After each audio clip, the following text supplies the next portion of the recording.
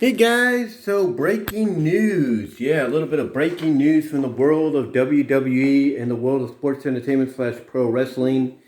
It seems that Cesaro, formerly Antonio Cesaro, otherwise known outside of WWE as Claudio Castagnoli, has left or is on the verge of leaving WWE. Yes, according to reports by PWI Insider. He and WWE could not come to a mutual agreement on a new contract, and he is pretty much a free agent once his contract expires. Now, some people have said that his contract is already up and he's done, he's gone from the company. And some, like Just Alex, has titled the upcoming live stream, where they'll be talking about it, on, basically asking the question of Cesaro leaving WWE soon. And from what I understand, this is a situation that since his contract expired, they could not come up with a mutual agreement that Claudio Cesaro, whoever you want to call him, or whatever you want to call him, can now jump ship to wherever he wants, no questions asked. So in other words, next week on the go home edition of Dynamite before Revolution, he could show up there. He could show up on the live edition of Rampage 2 days before Revolution in Orlando and debut there. He could be a mystery opponent, in the face of Revolution ladder match.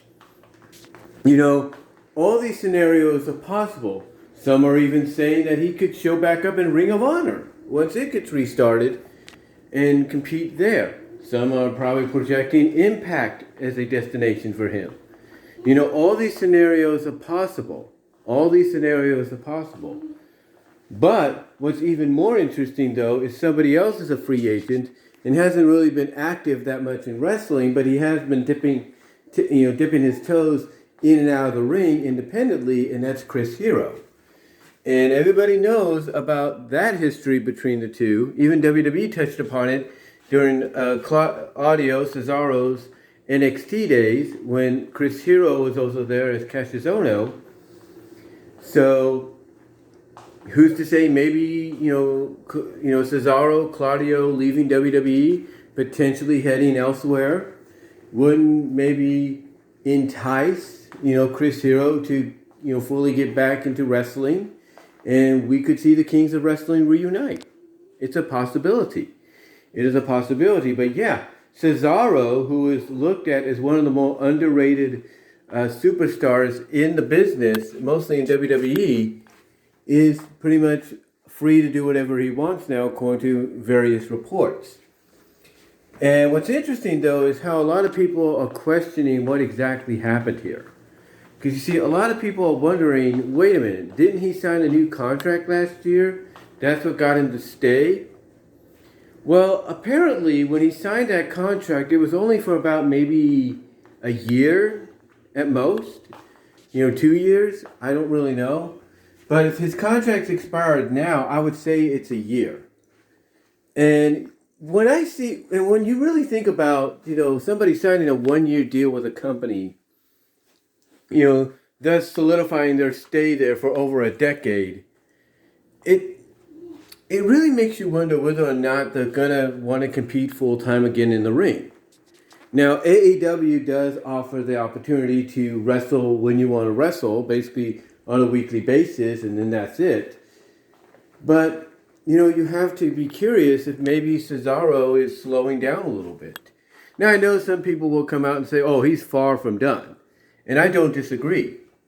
I don't disagree with that. But when you really get down to it, if he really felt like he could continuously go night in and night out, week after week with WWE, he would have signed a longer contract when he resigned over a year ago. I mean, a lot of people pinpoint the fact that the reason he got into a program with Roman Reigns, thus leading into a main event match at WrestleMania Backlash for the Universal title, was because he had resigned, and this was his reward. Even though he probably knew, I'm not going to go over, at least I can put on my resume, I competed for one of the top prizes, if not the top prize in WWE. Which is, no matter how you look at it, it pretty much is a good sign. It's a good kind of I guess you could say, what's the word I'm looking for? Bait clicker, if you will, or basically it's a nice carrot to put in your resume along with other accomplishments you've done, because not many people can say that, who have wrestled for other companies can say that they wrestled for the top prize or one of the top prizes in WWE. Not many can say that. A few can, not many can. So for him to check off saying, hey, I went up against Roman, I competed for the Universal title, which many consider as the top title now in WWE, over the one that Brock has, again, that is saying something. That is a good little nougat, if you will, to have, on your resume when you're going to sign with another company. I mean, they're going to look at the fact that he's held just about every championship in WWE, with the exception of the, WWE title or even the Universal title. They're going to see that he's held just about every championship, there. He's been U.S. champion. He's been Intercontinental champion, I believe. He's been a multi-time tag champ with various different partners. So he's accomplished a lot. And like I said, just being able to check off on your resume that, hey, I did this with the top person in the company, competed for the top prize or one of them, even though you may not win it, it still says a lot about your character. It says a lot about how, good you are in the ring. And possibly that, hey, if you couldn't get it done there, let's give you a chance to get it done here. And that potentially could happen. But, the question is, where will it happen? What is the destination? Because, like I said, when you look at the fact that Claudio, signed a 1-year extension with WWE to remain there, instead of signing a multi-year deal, you have to wonder if maybe he's starting to slow down, because he's been doing this for a while.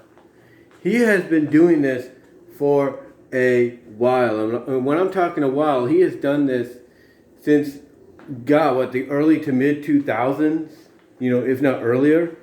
So he's been doing it for quite a while. And you have to think maybe he wants to take a break and consider his options. I mean, you look at Johnny Gargano, and everybody expects Johnny Gargano to jump to AEW immediately.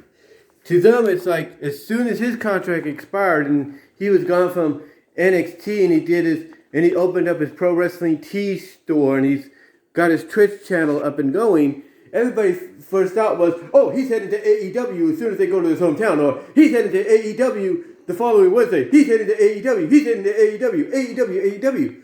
But yet Johnny has not done that.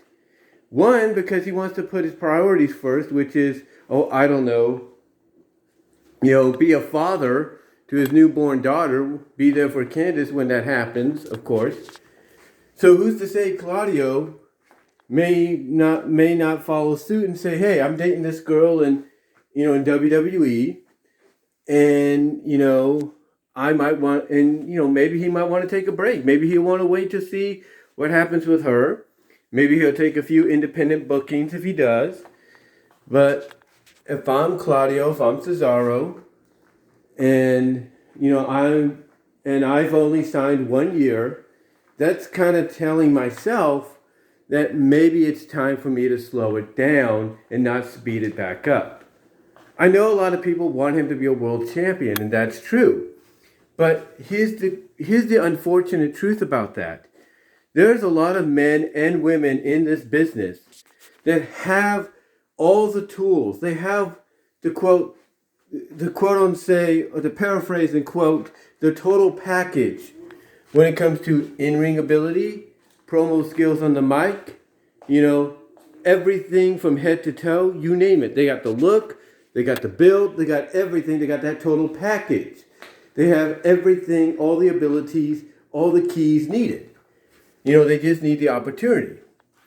But sometimes, like I said, certain men and women, even though they might have, all of that, they might have the total package, they might have all the skills needed and such, doesn't necessarily mean that just because they look like they should be a world champion, and they should be a world champion, it doesn't mean they're going to be. It just means, unfortunately, they're there to help build the brand. Will they be lucky if they become champions in other divisions? Oh, yeah, no doubt. And Cesaro, Claudio, was very lucky to be a multitude tag team champ, an intercontinental champ, and I think, two-time U.S. champ. So he's done it all. He's got a great resume, to hang on his mantle. He has a great resume to hang on his mantle. Just because WWE never said, okay, Cesaro, you're our new champion, doesn't mean he has nothing to be ashamed of. He's accomplished a lot.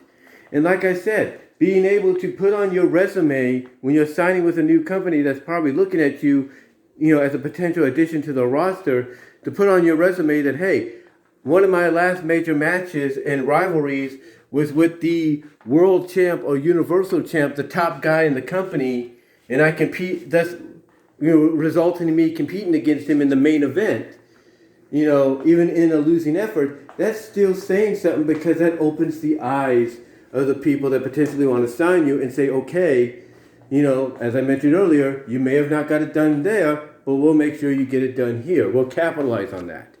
And companies like, let's say, Impact, even during their TNA era, have been known to do that. But the question is, will Impact be the next destination? Will Ring of Honor, when it gets restarted in April, be the destination? Will AEW be its destination? Will New Japan be his destination? Will NXT, will Rev Pro, if it's still a thing in the UK, will that be his destination? Or will AEW be his destination, which a lot of people are hoping? The possibilities are out there. And yes, the likely scenario would be he's AEW bound. But again, like I said, a lot of people said that about Johnny Gargano when he left. But he has yet to debut because he's focusing on being a family man, resting up his body, being there for his wife when she gives birth. And then when the time is right for him and possibly Candice, that's when he and her will return, when the time is right. And the same could be said for Cesaro. Maybe he's going to take a break, weigh his options, and be like, I could go to AEW, which everybody was expecting. I could go to Japan, or New Japan Strong. I could go to Impact. I could go to MLW. I could go to Ring of Honor when it restarts. Again, all the options are there. All the options are there for him to look at. And to me, what I think he may do, I could be wrong about this, is he may take a break. He may rest up his body, and then when the time is right, he may show up. My honest opinion is if you do want to debut him in AEW, don't debut him on the go-home edition of Dynamite or the go-home edition of Rampage. I say save his debut for the post-Revolution edition of Dynamite. That's what I do. Debut him essentially on the same night you're debuting Jeff Hardy / Brother Nero into the company. That way, not only do you get eyes on the product, knowing that, hey, this is the post-edition, post-Dynamite edition of Dynamite, where anything can happen, anybody could show up. But with the but pretty much the worst kept secret in wrestling right now, Jeff Hardy to AEW, pretty much being targeted for March 9th, this upcoming Wednesday, if you will. Well, not this Wednesday, but a week from this Wednesday. A week from this upcoming Wednesday. With that being the target date for his debut, what better time to debut than on the same night that Jeff does? Let's say, they do an open challenge. Let's say Bryan Danielson says, I want to face anybody. Give me anybody. And then lights go out, and all of a sudden you see the word Claudio appear on the screen. That could happen. Or Who's to say Ricky Starks won't come out and say, hey, I'm putting my FTW title on the line against anybody. I'm doing an open challenge. Anybody show up? And all of a sudden the lights come out or go out. The words come on the screen, Claudio. Who's to say that won't happen? To me, if you want to debut Claudio Cesaro, if you will, on in AEW, you wait till after Revolution and you do it on the same night Jeff Hardy debuts in the company as well, which is going to be the post-Revolution edition of Dynamite. I mean, you talk about a 2-for-1 swing for the fences, hit a Grand Slam deal. There you go. But that may not even happen. Again, that may not even happen because, again, he may weigh his options. He may wait for a bit before he debuts. He might say, look, I'll tour the Indies. And then when the time is right, I might show up in AEW. I mean, look at Buddy Matthews. Formerly Buddy Murphy, right? Everybody thought he was AEW bound the moment his contract officially expired, right? His 90 days were up, right? They thought he was going to be AEW bound immediately. Guess what? He wasn't. He waited. He waited till his 90 days were up. And guess what? Even after they were up, he still waited until last week. Or until last night, I should say. So who's to say Claudio Castellore, or Cesaro, if you will, depending on how you still want to look at him or name him, who's to say he won't wait until maybe, a month from now or so to make his debut with the company? Who's to say he won't do that? Who's to say he won't wait till after Double or Nothing or at Double or Nothing to make his debut? Give him time to rest up his body. Get back in shape. I mean, he's already in shape, but get back in more physical shape, and then do that. Maybe even give him time to contact Chris Hero and say, hey, you want to reunite as the Kings of Wrestling and AEW and go after those tag titles? Just saying. That could happen too. But what do you guys think? What do you think is the likely next step, and how soon do you think that next step will be taken for Cesaro/Claudio now that he's left WWE or on the verge of leaving WWE, without any 90-day, without any non-compete clause holding him back? What do you think is the next step for him? Let me know down below in the comments as well as in the live chat during the premiere, where super chats and super stickers are open and would be appreciated in whatever you can do. Also check me out at BW Rosas Discussions, all your favorite podcast affiliates except for Pandora. Also check me out at VENMO at BW Rosas for content you can't get it here on YouTube due to copyright reasons. Also check me out at patreon.com/BW Rosas to support me there. Also check me out at Venmo at Brian-Walmart-2 to help support the brand there for whatever you can contribute. And the same at Cash App at BW Rosas 98. But again, let me know what your thoughts are. How do you feel about this whole scenario, that just broke today? What do you think the next step is? Comment down below. Like I said, live chat during the premiere where super chats and super stickers are open and would be appreciated. And until next time, I am out. Talk to you later.